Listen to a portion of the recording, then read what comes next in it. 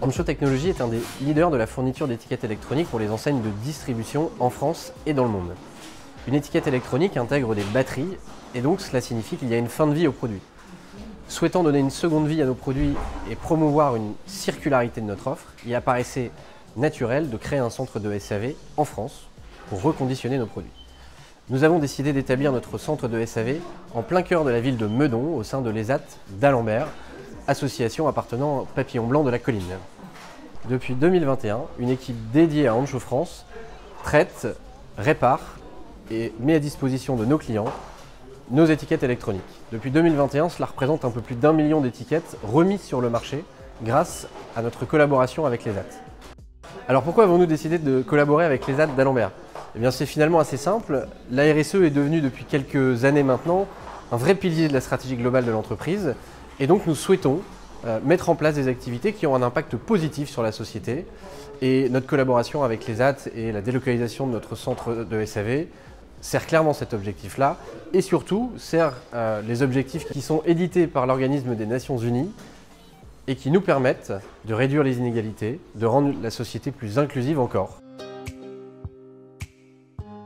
Alors c'est simple, comme ça c'est par exemple quand il y a un numéro ou quand c'est sombre ou quand c'est comme ça veut dire que ce n'est pas bon. Et on scanne aussi les mauvaises pour savoir combien il y en a et après on les lit, on fait du recyclage. Donc les mauvaises je les mets dans la boîte jaune et les bonnes je les mets dans la boîte bleue.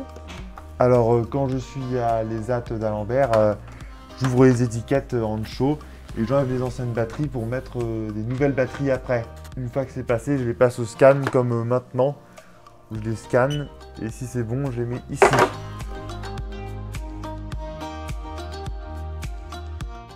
Ah bah, un avantage certain, c'est-à-dire que ça nous a apporté des postes en fait, de travail qu'on n'avait pas jusqu'à présent, à savoir des activités de scan, de scannerisation de code barre. Donc c'est une activité qui a permis aussi de remettre certains travailleurs sur un ordinateur. Ça permet effectivement d'élargir le champ des potentiels pour chaque travailleur, d'avoir de nouvelles activités et donc de pouvoir se présenter sur d'autres postes à l'extérieur. Alors on a des compétences développées grâce à Hansho pour plusieurs travailleurs. On garde la possibilité d'avoir des travailleurs qui soient polyvalents, qui puissent mettre à profit les expériences et les compétences qu'ils auront acquises sur Hansho sur d'autres modes de production, d'autres clients. Alors, je peux faire du tri, comme je peux faire de la mise en carton, comme je peux faire du scan. Et en fonction de la capacité de chacun, eh ben, on a un travail adapté à nous. Je me sens bien ici, parce que je me sens valorisé.